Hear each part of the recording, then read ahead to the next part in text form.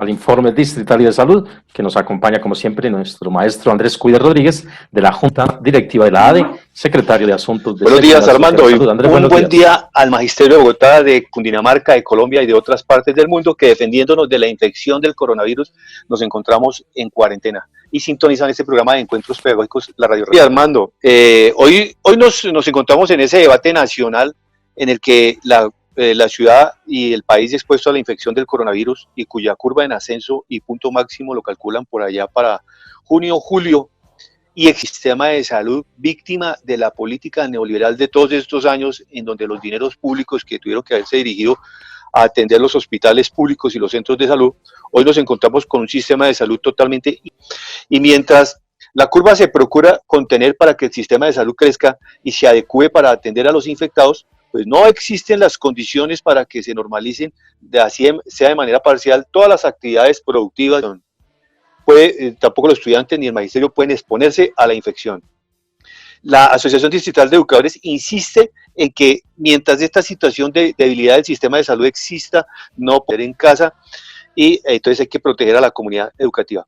Como dice el dicho, una cosa es Dinamarca y otra cosa es Cundinamarca.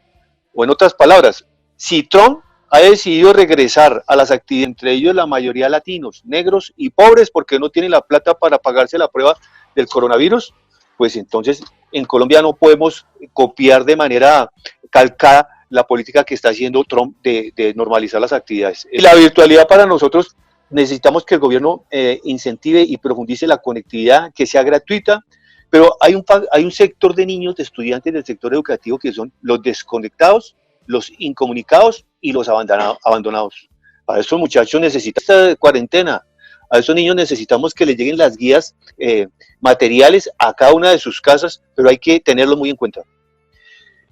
También insistimos en que hay que convocar los gobiernos escolares. Y el gobierno escolar es el consejo de docentes que tienen que tomar decisiones fundamentales en las instituciones educativas.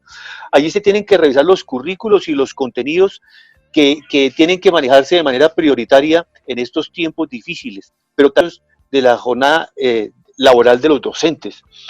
No pueden existir medidas que recarguen el trabajo. Las evaluaciones de los estudiantes deben ser teniendo en cuenta las dificultades. Estoy totalmente de acuerdo con Julián de sus intereses y las actitudes y eso que están desarrollando los niños desde sus casas, pero no se puede pretender una actividad normal donde no existe. Y por otro lado, con los compañeros del 1278, imposible que algunas rectorías de evaluaciones de desempeño y desconociendo los acuerdos que se tienen que hacer al comienzo del año entre rectores y docentes, y se deben adecuar a las condiciones excepcionales. Es decir, esa evaluación de desempeño. De los docentes profesionales, a estos compañeros les pedimos el favor de que estén muy atentos a que los procesos administrativos que tienen que hacerse desde la Secretaría de Educación se respeten, sobre todo cuando la Secretaría de Educación anunció que se les acabe la novedad administrativa a partir del 16 de marzo para estructurar esa lista e irlos asignando en la medida en que vayan apareciendo vacantes. Entonces vamos a estar muy pendientes nosotros también como sindicato y pedirle a la Secretaría de Educación esa lista para que sea, que son indefinidas, se le entreguen al Ministerio de Educación Nacional. Habíamos hecho un acuerdo desde el año pasado con la señora María Teresa de Jefatura de Personal, donde habíamos acordado que esas vacantes indefinidas se le entregaban a los provisionales aquí. De los contratos de los provisionales que se acaban el 19 de junio, hemos insistido y solicitado a la Secretaría de Educación para que esos contratos se prorroguen y que cuenten ahí, compañeros se van a quedar sin cargo y sin salario para atender las necesidades de sus familias en vacaciones. Entonces debe haber una continuidad hasta por lo menos fin de año, así como se trabajaba antes, que esos contratos tenían un carácter indefinido. Hablando de estas necesidades profundas de los estudiantes, el PAE, los bonos del PAE, no escuchamos una acción positiva de la Secretaría de Educación en cuanto a aumentar el valor del PAE. Le solicitamos que fuera de 150.000 pesos, que es el valor promedio que se invierte de manera mensual, y 150.000 representaría algún mercado mínimo visible para poder atender la crisis del hambre de los niños.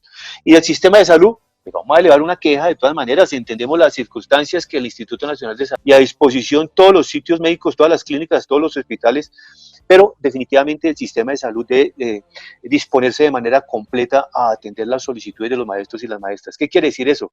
Que los call centers estén dispuestos, que las citas sean prorrogadas, sean proveídas con la rapidez que se necesitan, que las medicinas sean también entregadas inmediatamente, que no tengamos esos problemas de filas allá en los dispensarios para solicitar la medicina, que ninguno se nos vaya a quedar por fuera. Vamos a llevar una carta de solicitud a Servisalud para que se responda, entendiendo las dificultades de la pandemia, pero que se atienda totalmente al magisterio en estas necesidades que tenemos de coronavirus. Por lo demás, pues estamos viendo sus quejas e inquietudes de esta Secretaría de Seguridad Social y Salud, con nuestro equipo de delegados al Fondo de Prestación del Magisterio y las veedurías. Por otro lado, también vamos a pasar una carta a la FIDU Previsora haciéndole el reclamo.